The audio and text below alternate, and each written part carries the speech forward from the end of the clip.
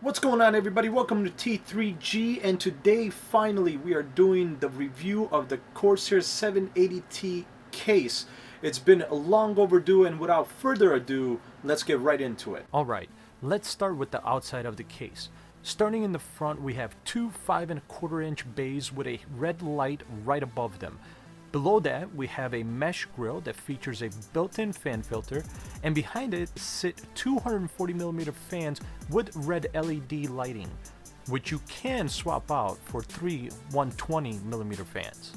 Going to the side, we do have a big window and a door latch right above it for access to the inside. Going to the back, we have a 140mm fan that can be adjusted up and down a bit with the adjustment of the screws. We also have 9 PCI slots and a bottom-mounted power supply.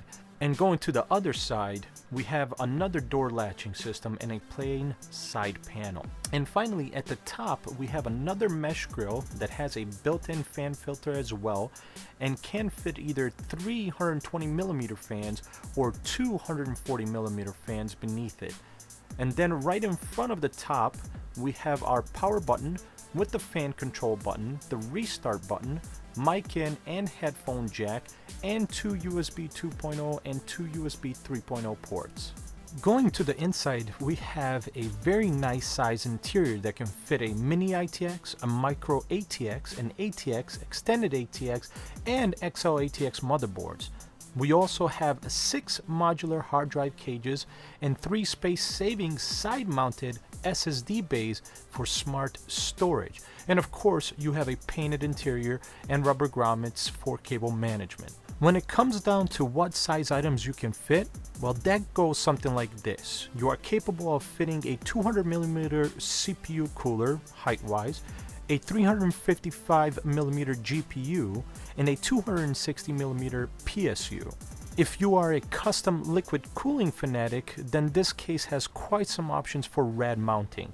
Radiator compatibility is as follows. The front can have a 360mm or 280mm rad. The top 360mm or 280mm. The bottom a 240mm, and the rear 140mm rad. And last off, on the back interior, we have lots of space for cable management, which if you've watched my other reviews is something I always complain about, but there are definitely no complaints here, and a very good sized CPU cutout for easy CPU cooler changes. Also, we have some nice cutouts at the top for better cable routing. Now, by no means is this a perfect case. Actually, I do have a few gripes about it. One, the overall construction feels a bit weak. You can see with how much both side panels flex and the easy movement for the hard drive bays. Also, the SSD side-mounted slots do get in the way of the cables for the hard drive bays in the front. And finally, my own personal opinion, I do wish it had fan slots available on the glass side panel for a little bit more airflow, which this case does seem to lack if you are using the front hard drive bays. There it is, guys. Final thoughts on this case.